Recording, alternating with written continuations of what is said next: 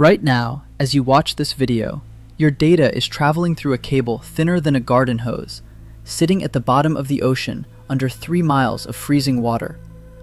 95% of all international data doesn't travel by satellite.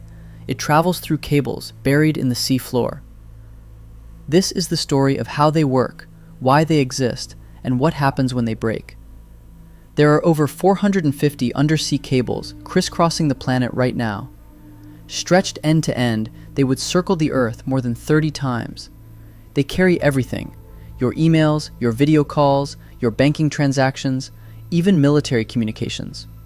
Without them, the global internet would collapse in seconds. The idea isn't new. In 1858, the first transatlantic telegraph cable was laid between Ireland and Newfoundland. It took 2 ships, 3 failed attempts, and 1 month of work. The cable lasted only 3 weeks before it failed. But it proved something incredible. You could send a message across the Atlantic in minutes instead of weeks. A modern undersea cable is a marvel of engineering. At its core are hair-thin strands of glass fiber, each one capable of carrying terabits of data per second using pulses of light. These fibers are wrapped in layers of protection: petroleum jelly to prevent water damage, copper tubing to carry electrical power, steel wires for strength, and a thick polyethylene outer shell. The final cable is only about the diameter of a soda can. The data travels as pulses of laser light through the glass fibers. A single fiber can carry hundreds of wavelengths of light simultaneously, each one a separate data channel. This technique is called wavelength division multiplexing.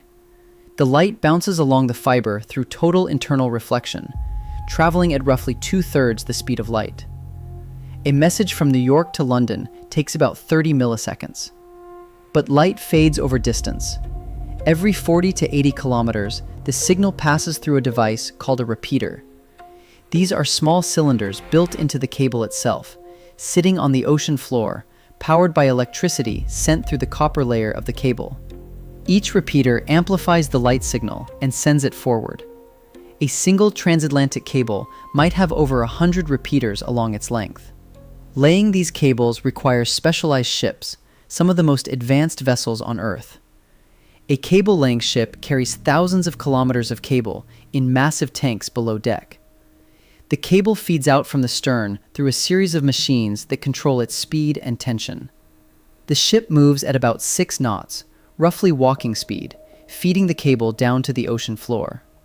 In shallow water near coastlines, the cables are buried 1 to 2 meters beneath the seabed, using a remotely operated plow.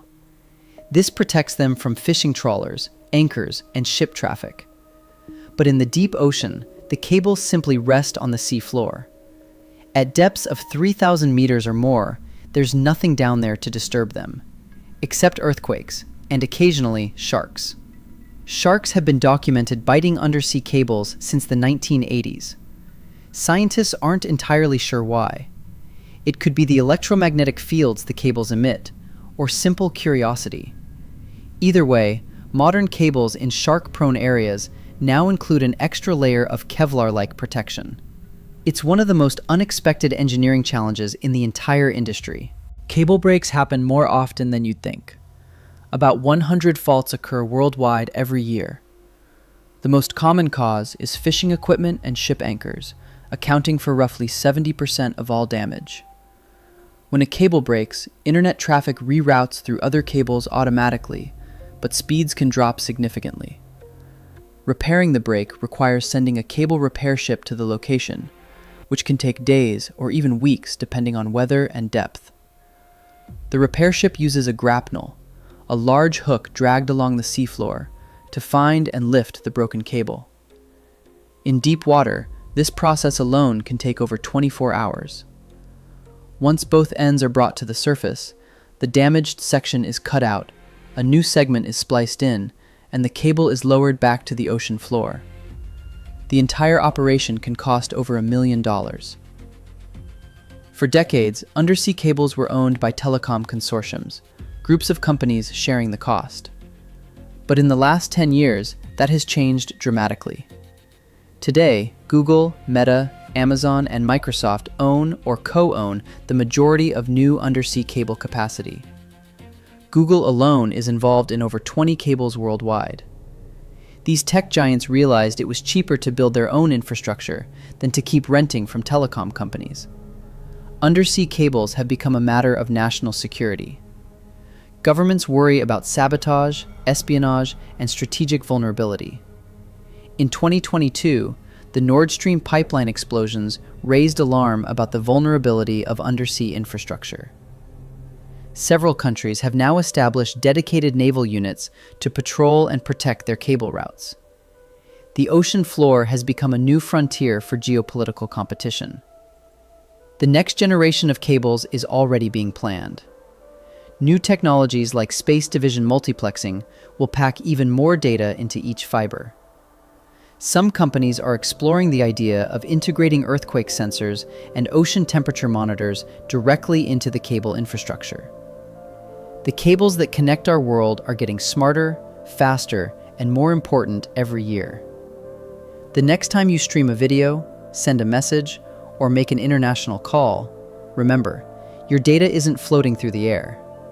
It's racing through a glass fiber thinner than a human hair, buried beneath thousands of meters of ocean, amplified by tiny machines sitting in total darkness on the sea floor. The invisible backbone of the modern world, hiding in plain sight at the bottom of the sea. If you found this fascinating, subscribe for more stories about the hidden engineering that makes our world work.